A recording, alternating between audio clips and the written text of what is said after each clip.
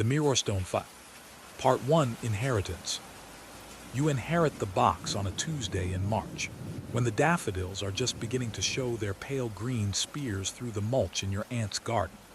The lawyer's office smells of old coffee and copy machine warmth, and you sit in a chair that faces a window overlooking a parking lot where rain has been falling since dawn. Your Aunt Claire died 3 weeks ago. You hadn't seen her in almost 2 years, though you'd meant to visit. There's always that intention, isn't there? The promise you make to yourself that this month, this season, when things calm down, you'll make the drive. She lived only 90 miles away, in a town called Mirrorstone that you'd visited perhaps a dozen times throughout your childhood. The lawyer, a woman named Patricia Venn with silver hair and reading glasses on a beaded chain, slides the cardboard box across her desk. It's smaller than a shoebox, sealed with packing tape that has yellowed with age. She left specific instructions, Patricia says. Her voice is kind but professional. This was to go to you and only you, not to be included in the general estate. You take the box. It's lighter than you expected. Did she say what's in it? No, just that you'd understand when you opened it. Patricia pauses, studying you with the particular expression of someone who has learned to read people through decades of witnessing grief and confusion. She spoke of you often, you know. She was very proud. This makes something twist in your chest because you know you didn't deserve that pride. You sent birthday cards. You called on holidays. But you didn't visit, didn't sit with her in her final months, didn't hold her hand. Thank you, you manage. Outside, the rain has gentled to mist. You sit in your car for a long time with the box on the passenger seat, the engine running, the heater sighing warm air across the windshield. Finally, you peel back the packing tape. Inside, wrapped in tissue paper, you find a small digital voice recorder, the kind reporters used in the early 2000s. A leather-bound notebook, edges worn soft. A folder containing photocopied documents, and a photograph. You lift the photograph first. It shows a young woman, maybe 19 or 20, standing in front of a white clapboard house. She has dark hair pulled back in a ponytail and she's squinting slightly against the sun, one hand raised to shield her eyes. She's smiling, but there's something tentative about it, as if she's not quite sure she wants to be photographed. You turn it over. On the back, in handwriting you don't recognize, Lily Thorne, summer 1998. The name means nothing to you. You open the notebook. The handwriting inside is your aunt's. You recognize the careful, slanted cursive, the way she dots her I's with small circles. The first page is dated June 2007. I'm writing this down because I need to see it outside my own head. I need to know if I'm seeing patterns where there are none, or if I've stumbled onto something that matters. I've been a librarian for 33 years. I'm good at research. I'm good at finding connections. But this feels different. You turn the page, but the February light is fading and you're still sitting in a law office parking lot. You close the notebook, gather everything back into the box, and start the drive home. Part 2, the recording. You live in a small apartment above a bookstore in a city that still has a downtown where people walk. Your rooms smell of old paper and the coffee shop next door. You have a cat named Gatsby who has never read Fitzgerald and wouldn't care if he had. That evening, you spread the contents of the box across your kitchen table. Gatsby investigates each item, then settles on the folder, because cats always choose the thing you're most likely to need. You move him gently aside and open the notebook again. Your aunt's entries aren't dated consistently. Some are separated by days, others by months, but they all circle around the same subject, Lily Thorne. June 14, 2007, asked Martha Collier about the Thorne family today. She got quiet in that way people do when they're deciding what to tell you. Finally said Lily was a sweet girl who had some troubles. When I pressed, she changed the subject. June 20, 2007, found the old newspaper index. 3 articles about Lily's disappearance in August 1998. She was last seen leaving her shift at the Bluebird Diner on Route 47. Car found 2 days later at the rest stop near Miller's Creek. Keys in the ignition, purse on the passenger seat. No signs of struggle. July 3, 2007. Police ruled it a voluntary disappearance. She was 19, had recently broken up with her boyfriend, had talked about leaving Mirrorstone. They think she hitched a ride, started over somewhere. But her mother never believed it, died still believing Lily would come home. You read for over an hour, piecing together the shape of what your aunt had been doing. She'd become interested in Lily Thorne's case 9 years after the disappearance, seemingly by accident. A patron at the library had mentioned the story, and something had caught your aunt's attention. A detail that didn't fit, a question no one had asked. But the notebook doesn't say what that detail was. You set it aside and pick up the voice recorder. It's small, silver, with a tiny LCD screen and rubber buttons worn smooth. When you press the power button, you don't expect anything to happen. The device is at least 15 years old, but the screen flickers to life. Battery 23%. 6 files stored. You press play on the first file. There's a crackle of static, then your aunt's voice, younger sounding than you remember. June 28, 2007. Interview with Robert Vance, former police chief of Mirrorstone. Mr. Vance, thank you for agreeing to speak with me. Call me Bob. The voice is male, older, with the flat vowels of rural New England. Though I'm not sure what else I can tell you that wasn't in the reports. I'm interested in your impressions, your aunt says. The details that might not have made it into the official record. A pause, then. You're talking about Lily Thorne. I am. It's been 9 years, miss. I'm sorry I didn't catch your name. Claire Devereaux. Miss Devereaux, I appreciate your interest, but this was a closed case. We did our due diligence. The girl wanted to leave, so she left. Her mother didn't think so. Mothers rarely do. His voice softened slightly. Look, I knew Lily. This is a small town. She used to babysit my grandson. Sweet kid, but troubled. Her father died when she was 15. She was struggling. She'd told friends she wanted to get away, see the world. That's what she did. Without her clothes, without her savings account, which was never touched. A longer pause. Some people want to disappear completely, cut all ties. Did that seem like Lily to you? I don't know what seemed like Lily, Bob Vance says, and you can hear something in his voice now, not defensiveness, but weariness. People surprise you, especially young people. They're not who you think they are.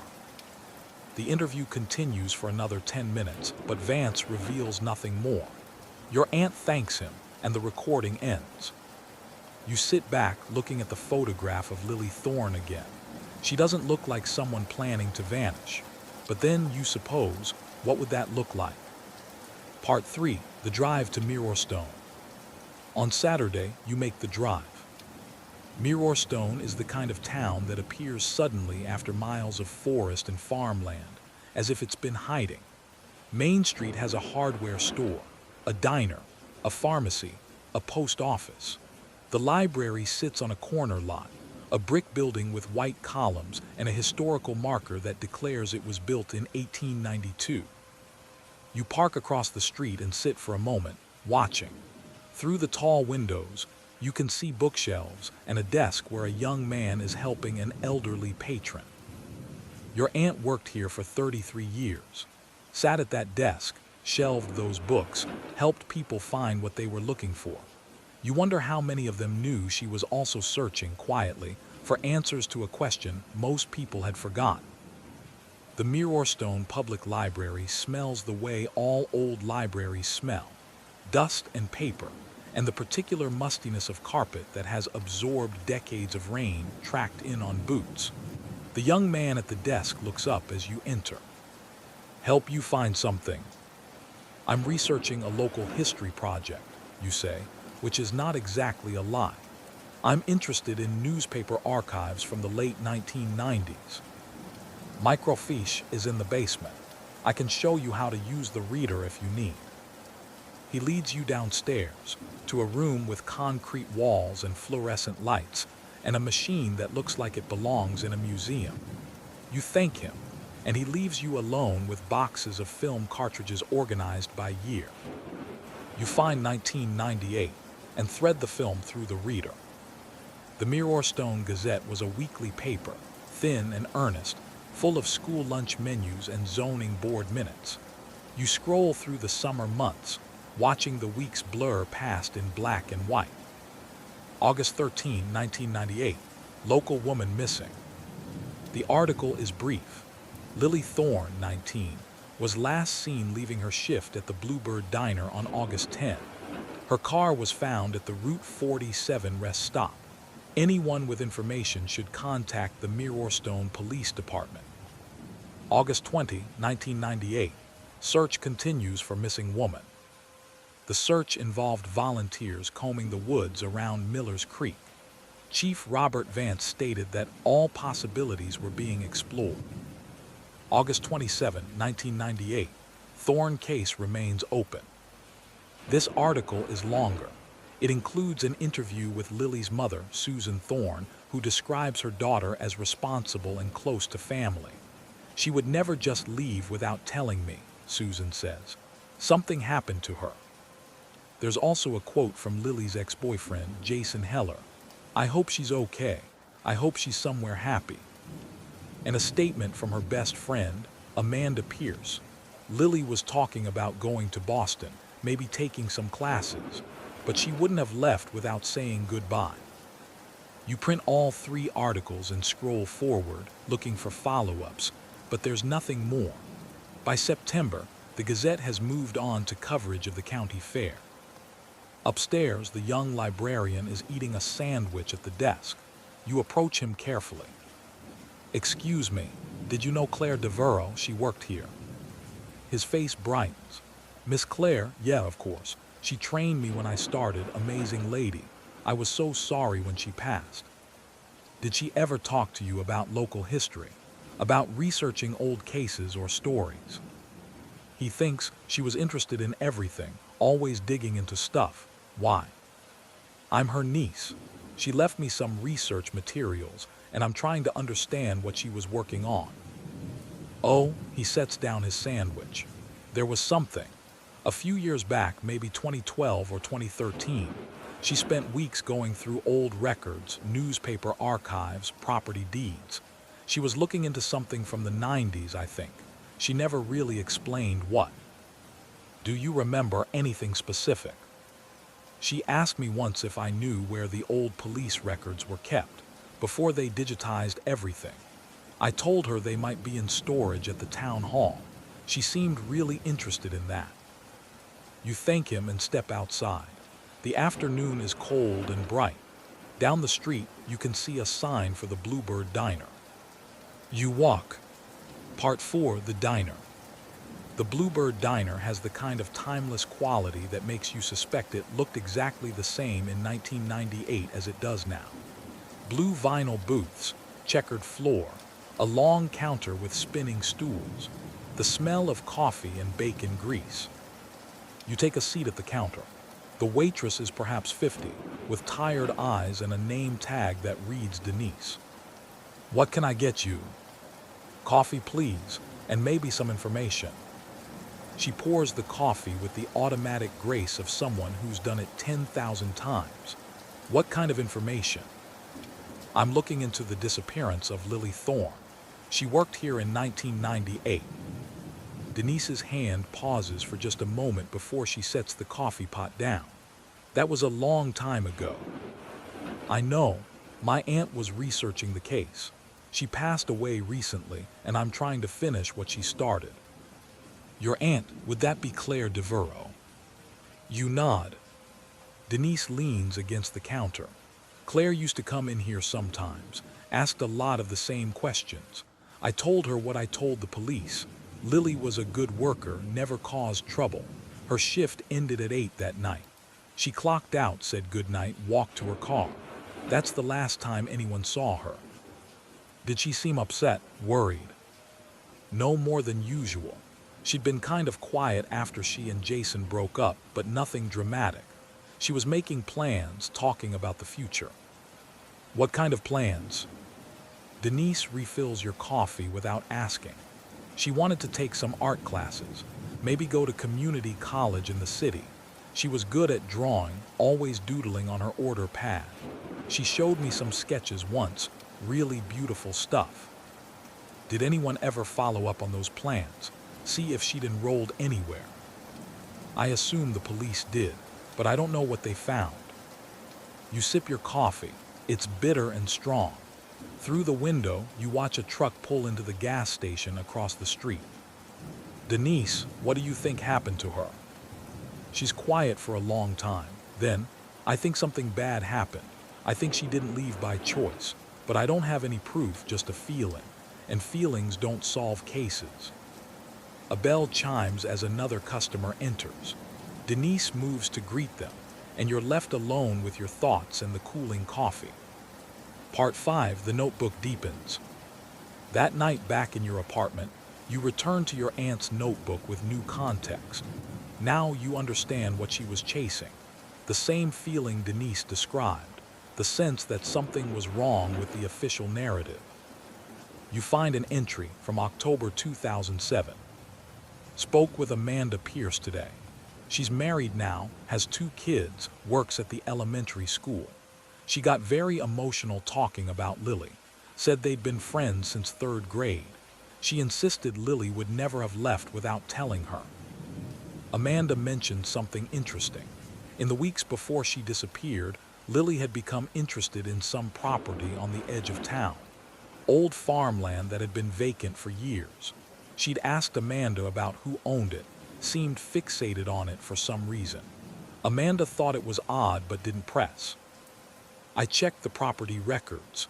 The land belonged to a man named Edward Kemp, who died in 1997. It went to his son, Michael Kemp. I need to find out more about Michael Kemp. You flip forward looking for more about Kemp, but the entries skip around.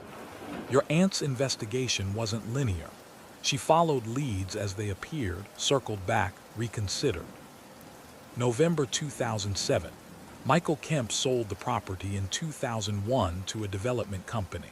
They built condos. I drove out there today. Nothing remarkable, just neat little buildings with vinyl siding and numbered parking spaces. But why was Lily interested in that land in 1998? What drew her there? December 2007, Christmas party at the library. Martha Collier mentioned after a few drinks that there were rumors about the Kemp farm back in the day. Bad business, she said. Wouldn't elaborate. Got the sense she regretted bringing it up. You set the notebook aside and pick up the folder of photocopied documents. Most are property records, dense with legal language. But near the back, you find a photocopy of a newspaper article from 1983. Local man acquitted in assault case. The article is brief.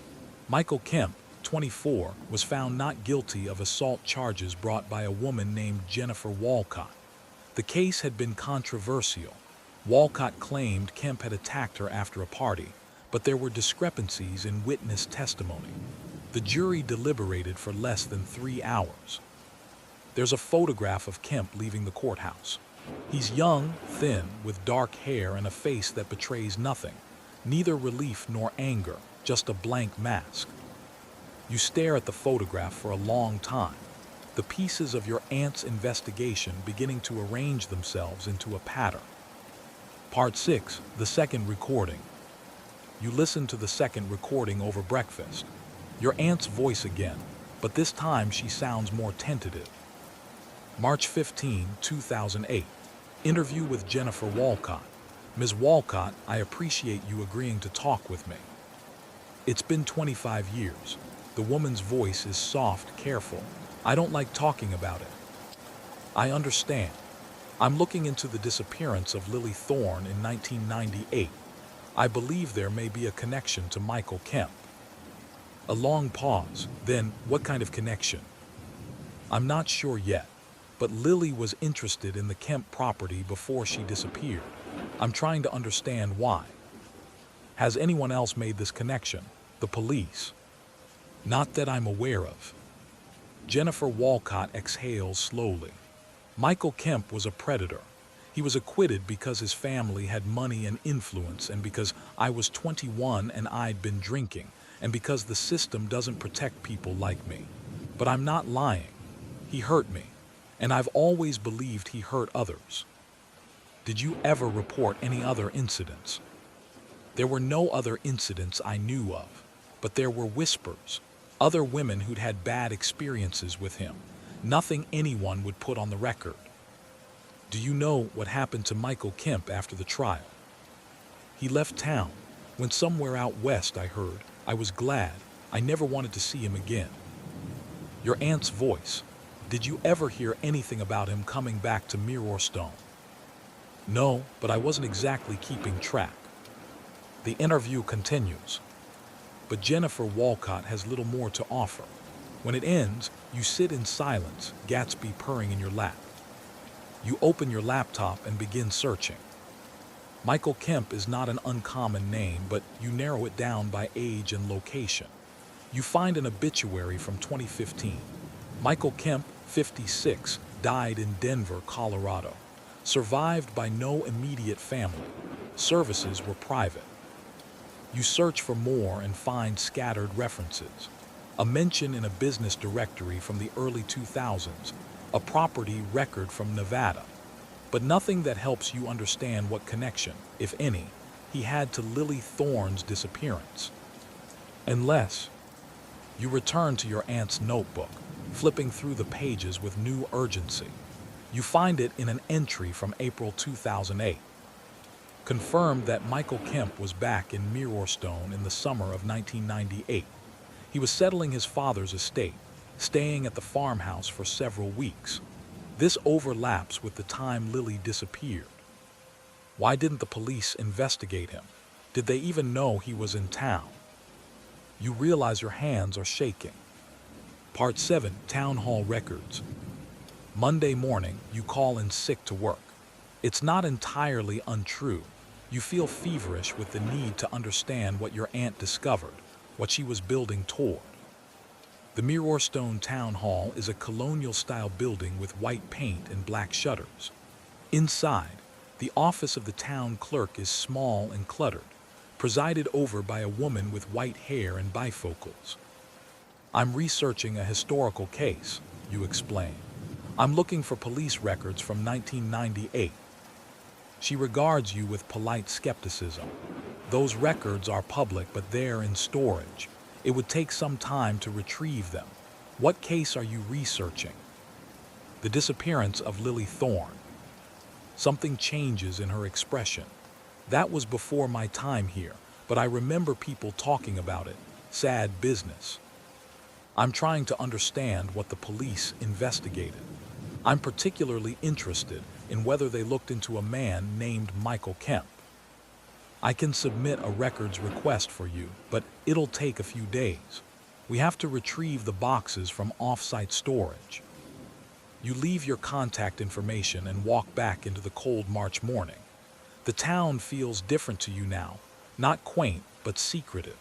A place where things can be forgotten, where young women can disappear and the world moves on.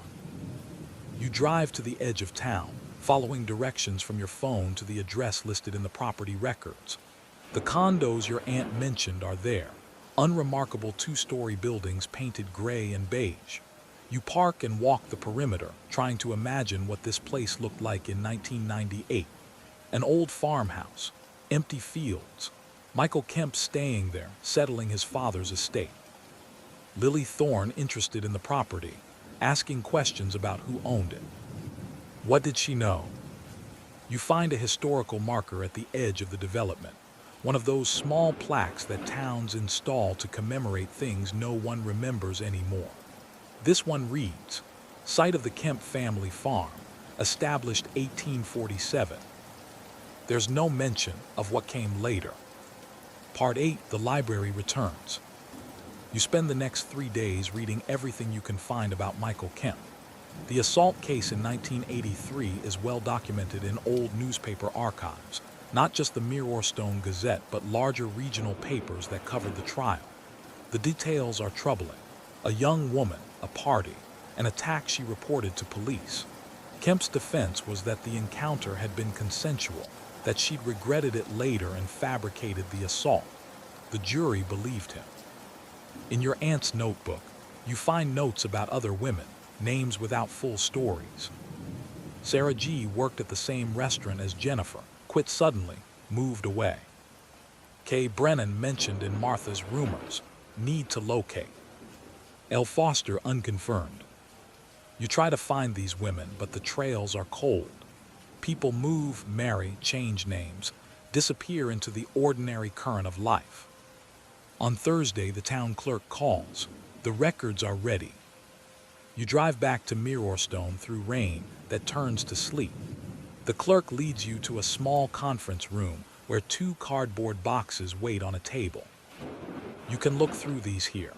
Nothing leaves this room, and I'll need everything back in the boxes when you're done. The boxes contain manila folders, each labeled with a case number. You find Lily Thorne's file, case 980847. Inside, there are witness statements, photographs of her car at the rest stop, a list of her personal effects. Her purse contained a wallet with $17, a driver's license, a library card, and a photograph of her mother. The car keys were in the ignition. There were no signs of struggle. The investigation file is thin. Police interviewed her mother, her ex-boyfriend Jason Heller, her friend Amanda Pierce, her co-workers at the diner. Everyone said the same thing. Lily had been talking about leaving, but no one thought she'd actually do it, not like this.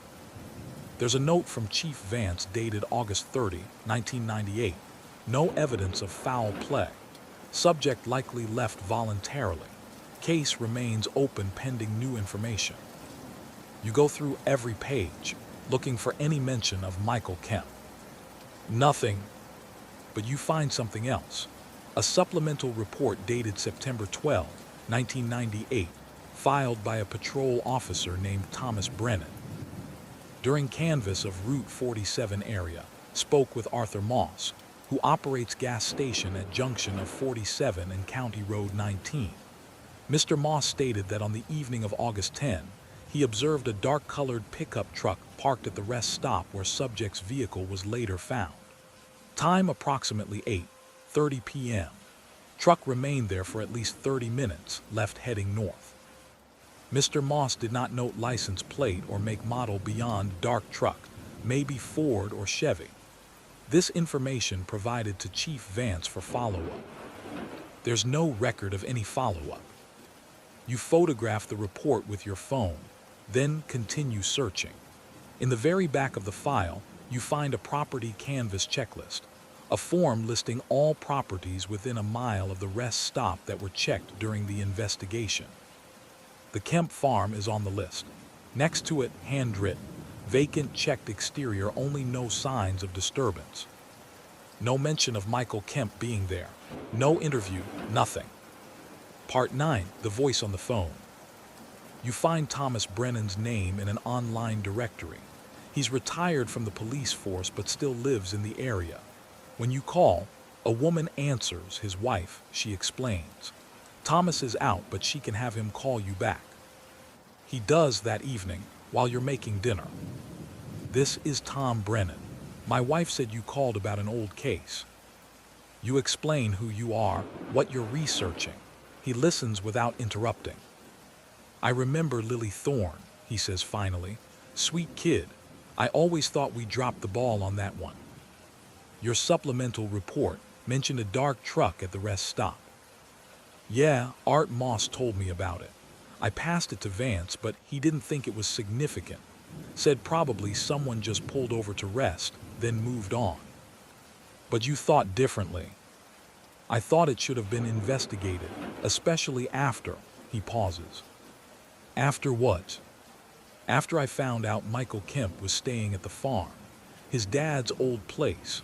It was maybe 3/4 of a mile from that rest stop. Your pulse quickens. You knew Kemp was there. Not at first. I found out later, maybe a week after Lily disappeared.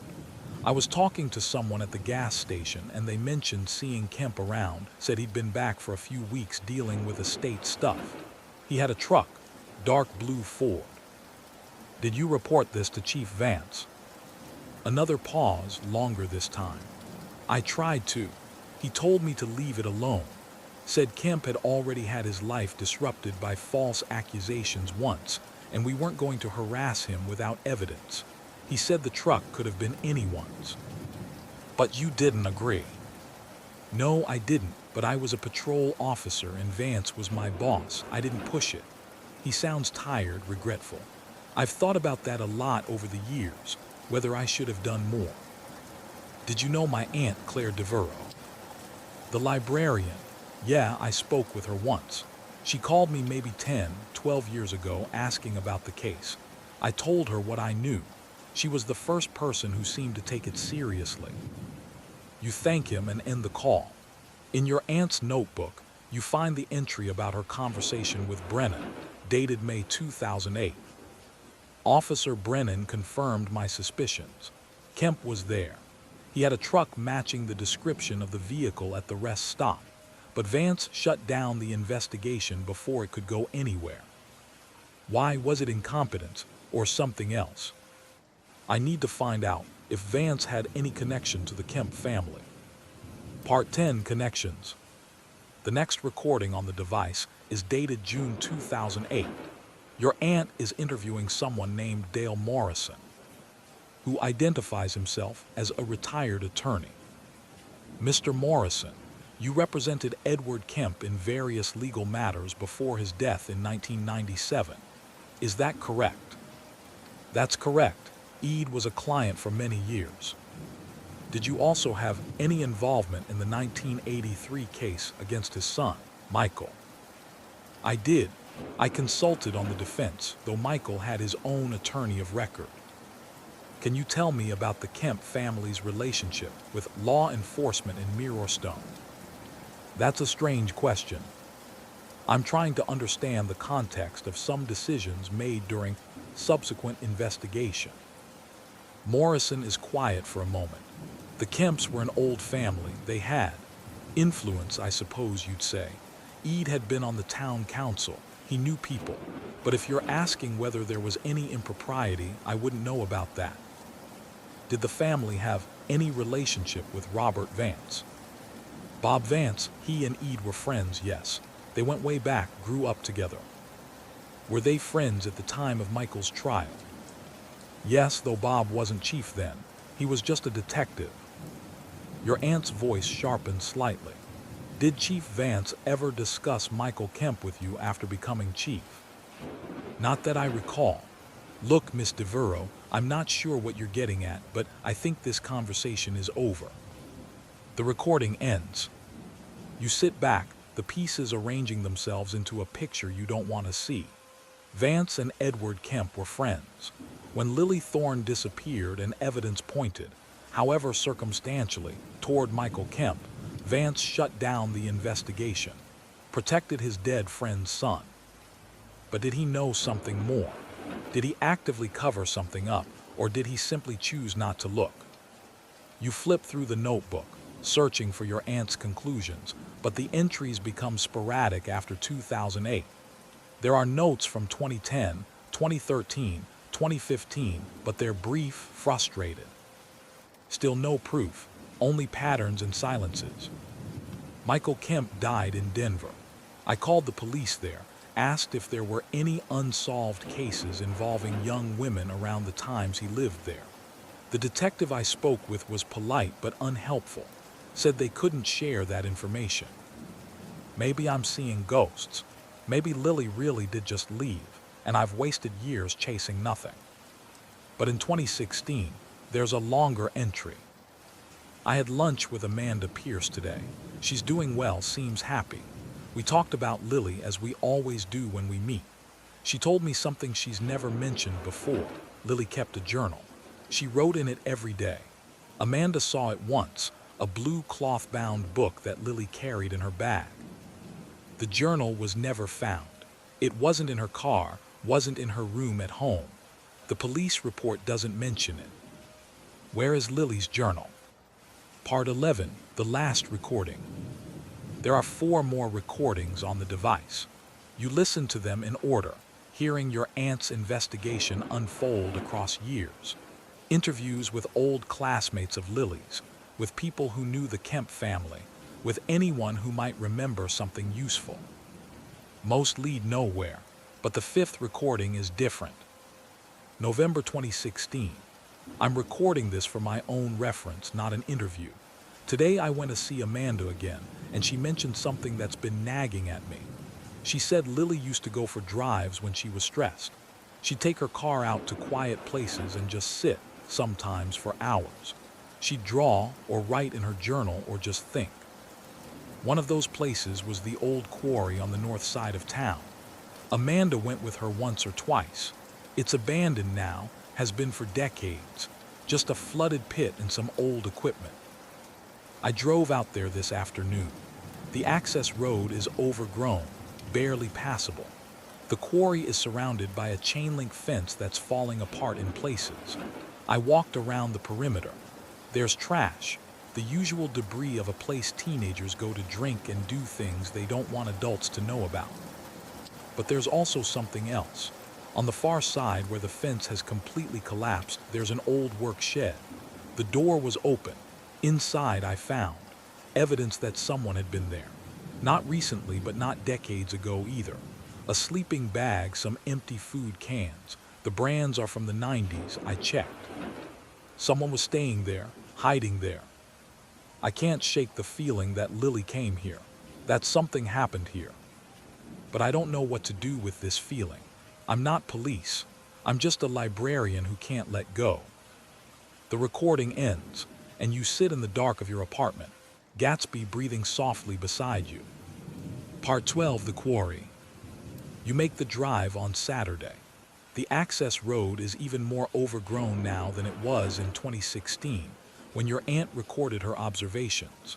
Your car bottoms out twice on hidden ruts, and you nearly turn back, but something pulls you forward. The quarry is exactly as your aunt described it. A deep pit filled with dark water, chain-link fence collapsing into the scrub, graffiti on concrete pylons. The sky is gray, threatening snow. You find the shed on the far side.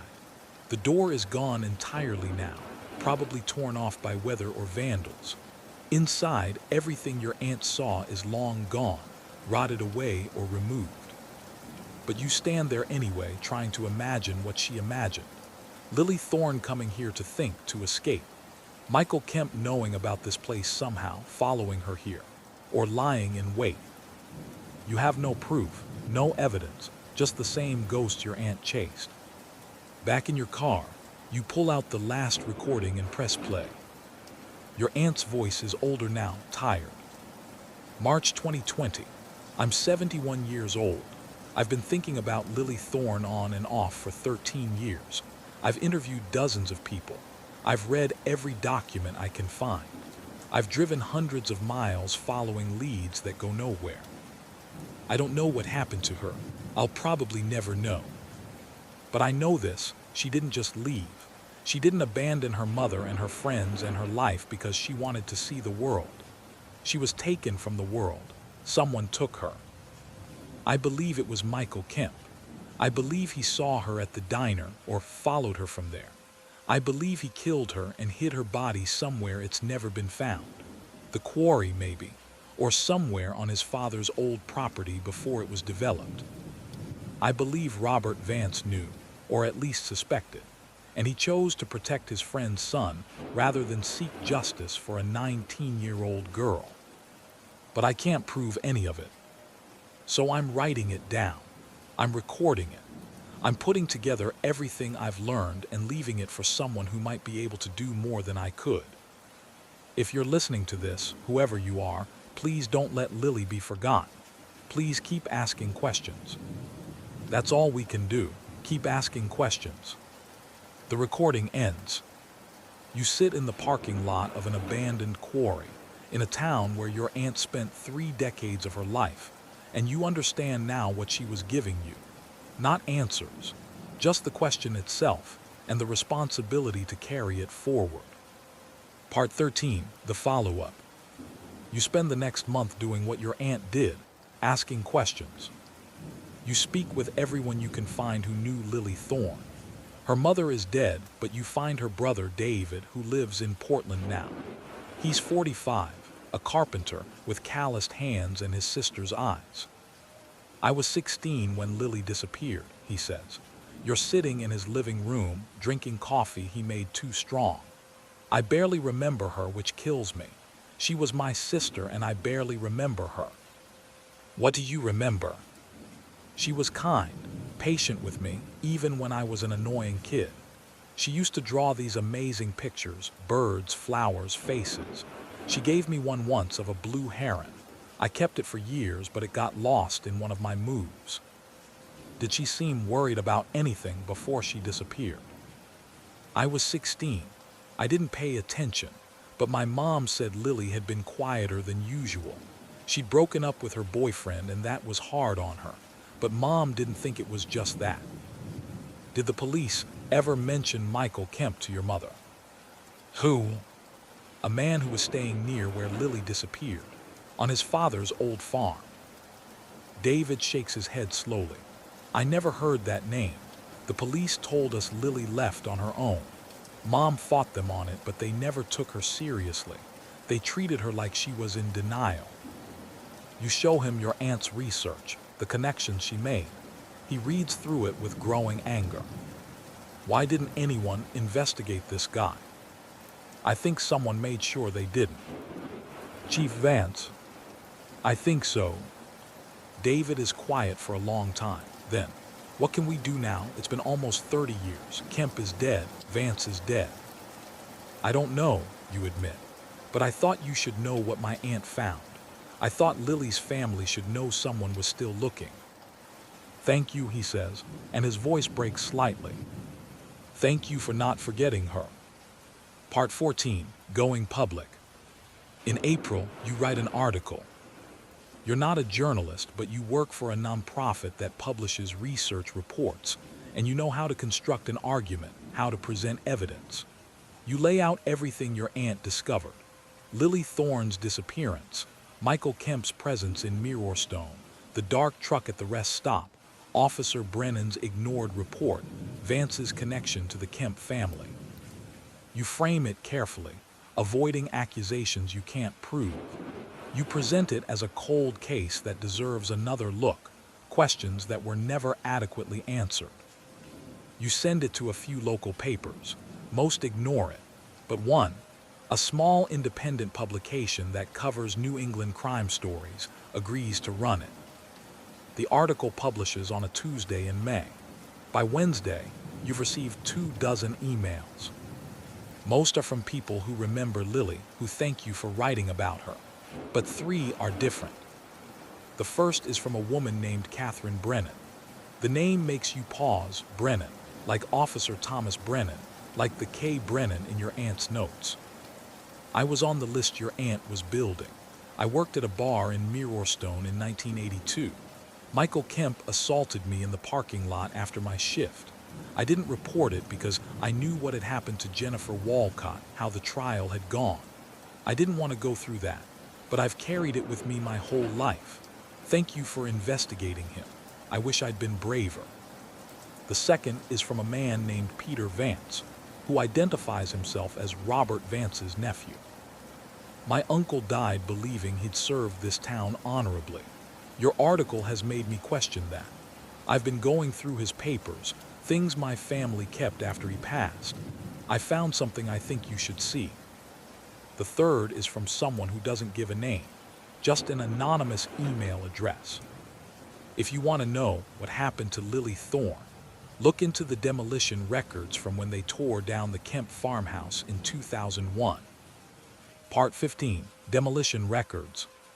The Mirrorstone town clerk, the same woman who helped you before, looks less friendly this time. You're the one who wrote that article. I am. It's caused quite a stir. The mayor's office has been getting calls. I'm sorry for any inconvenience.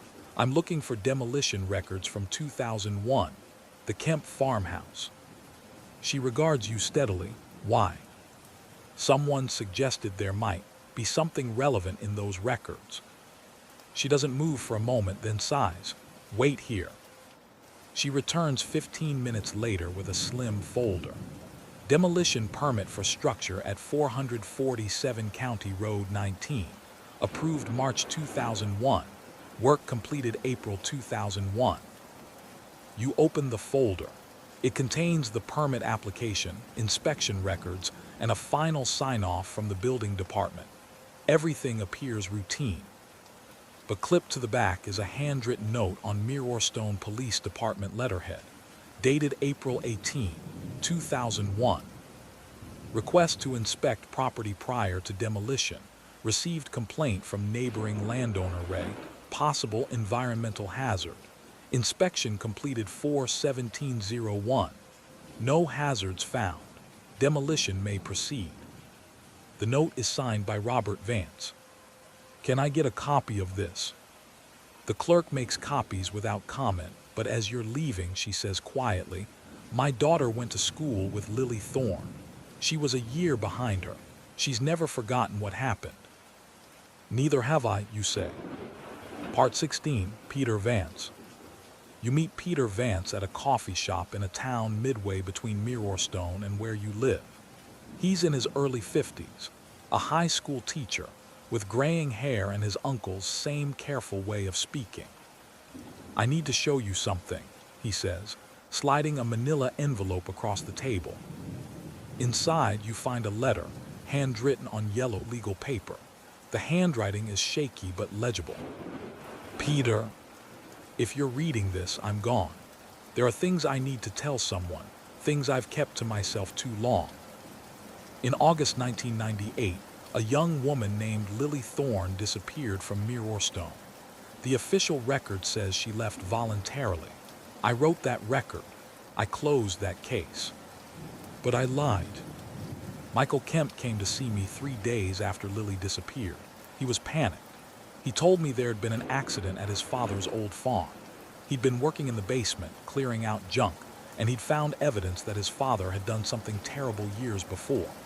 While he was dealing with the shock of that discovery, Lily Thorne appeared.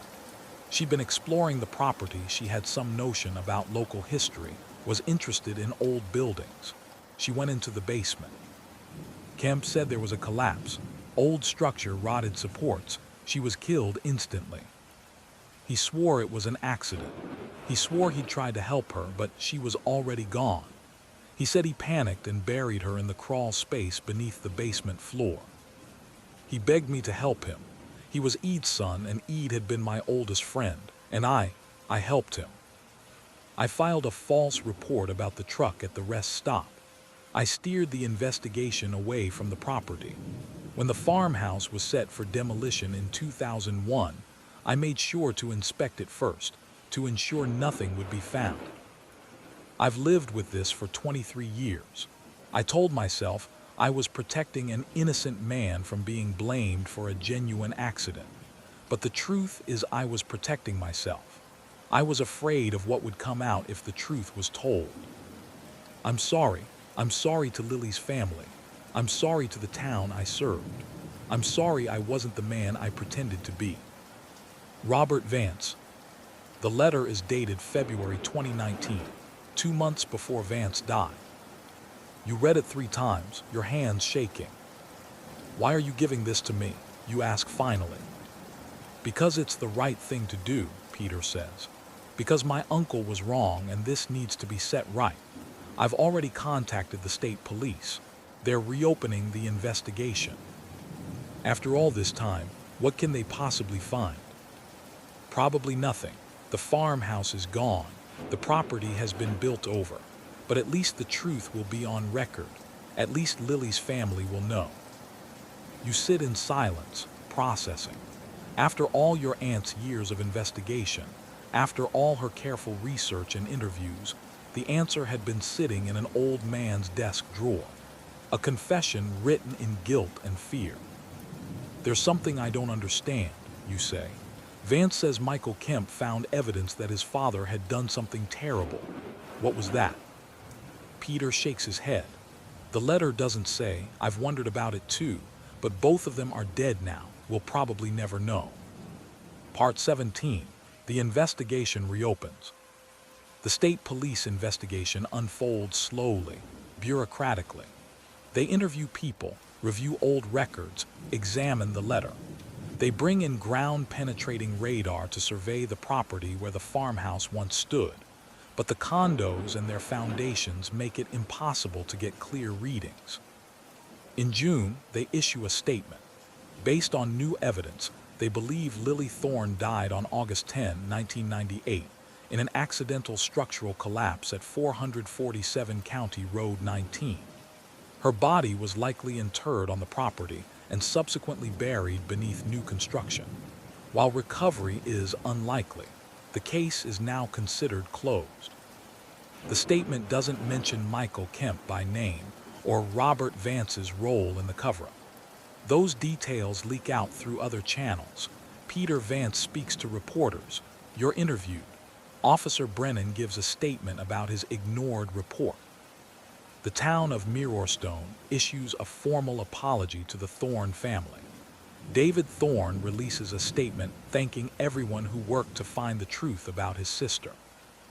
You drive to Mirrorstone one more time in July. The library is hosting a small memorial for Lily Thorne, a plaque to be placed in the local history room, a gathering to remember her. The young librarian who helped you months ago is there. So is Denise from the diner and Amanda Pierce with her family. David Thorne speaks briefly, his voice steady but emotional.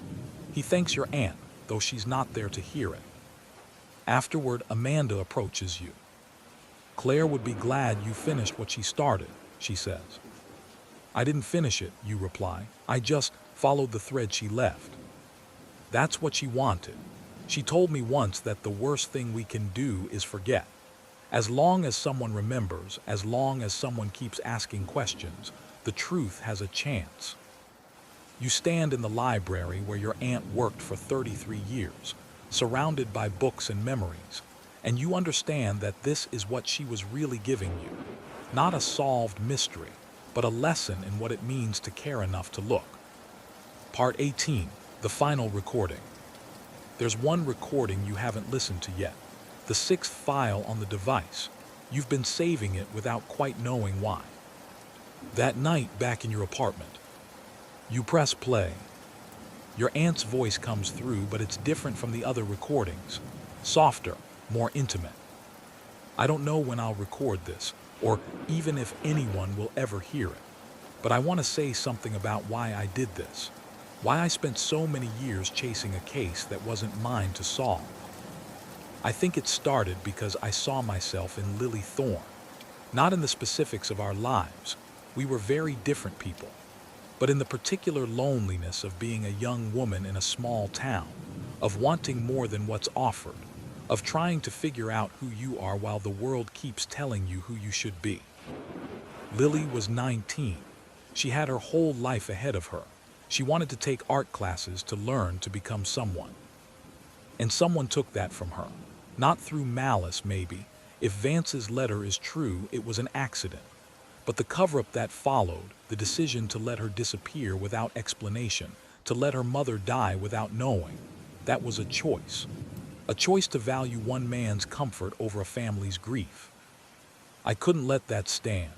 Even if I couldn't prove what happened, I could at least keep asking. I could at least make sure someone remembered. There's a quote I love from a writer whose name I can't remember now. They said that to be forgotten is to die twice. As long as we remember Lily Thorne, as long as we say her name and tell her story, she's still with us in some way. I'm leaving all of this research to my niece. I don't know if she'll continue the investigation or if she'll just store it away. But I trust that if there's more to be found, she'll find it. She's always been curious, always been willing to dig deeper. And if she does, I hope she knows this work matters. Caring matters, remembering matters. Don't let the world forget the Lily Thornes. Don't let the truth get buried just because it's inconvenient or uncomfortable. Keep asking questions. The recording ends, and you sit in the quiet of your apartment, the weight of your aunt's words settling over you like a blanket. Epilogue spring again. A year later, you return to Mirrorstone for the dedication of a small memorial garden on the library grounds. It's named for Lily Thorne, a place where children can play and adults can sit quietly among flowers and trees. The plaque reads, "In memory of Lily Thorne, 1970-91998, and all those whose stories deserve to be told." You place flowers, daffodils, because they were blooming when you first learned about Lily, and you think about the strange path that brought you here. A box of your aunt's research, a mystery unsolved for decades, a truth hidden in shame and silence. You think about your Aunt Claire, who spent 13 years asking questions no one else bothered to ask, who cared enough to look when it would have been easier to turn away. The memorial garden is beautiful. Children are already playing there, their laughter bright against the spring air. You imagine Lily at 19, sketching in her notebook, planning a future she'd never get to live. You imagine your aunt at the library desk, researching late into the evening, refusing to forget. And you understand now that this is how we fight against the forgetting. By caring, by looking, by keeping the questions alive even when the answers hurt. David Thorne finds you before you leave. He's brought his family, his wife, and 2 teenage daughters. They wanted to see the garden. "Thank you," he says, "for what must be the dozenth time since you first contacted him. For everything you and your aunt did. I wish we could have found her," you say, "brought her home." You did in a way. She's not forgotten anymore. That matters. You drive home as evening falls, past farms and forests, past the rest stop where Lily's car was found all those years ago, past the turnoff to the quarry where your aunt once stood trying to see the truth through shadows. The voice recorder is in your pocket, its battery long dead. You've kept it anyway, this artifact of your aunt's investigation. Someday you might give it to a museum, or to David Thorne's daughters, or to anyone who wants to understand what it means to care about justice even when justice is incomplete. But for now, you keep it with you, a reminder that some questions are worth asking even if we never get the answers we want, that some stories need to be told even if they can't be neatly resolved. That remembering is its own kind of justice, imperfect but necessary. And as you drive through the gathering dark, you think about all the Lily Thornes in the world, the ones who disappeared, who were forgotten, who were buried in silence. You think about all the people like your aunt, who refused to let the forgetting be complete. You turn on the radio, and you drive home, and you carry the story with you. Because that's what we do. We remember, we tell the stories, we keep asking questions. And in the asking, we honor the dead. The world doesn't always give us the endings we want, but it gives us the chance to witness, to remember, to care. That has to be enough.